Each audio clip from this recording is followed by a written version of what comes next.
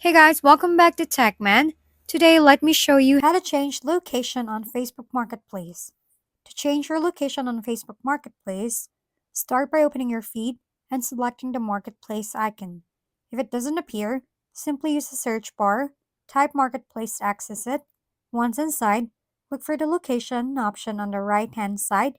Here, you can type in your city, neighborhood, or zip code, or simply select a spot directly on a map for more flexibility.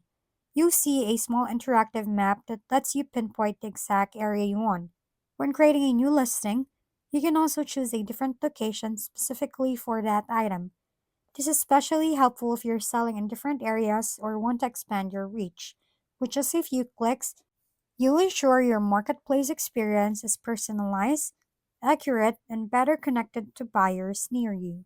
If we've been helpful, kindly give us a thumbs up and don't forget to hit the subscribe and bell button for more contents. For any questions and suggestions, comment down below.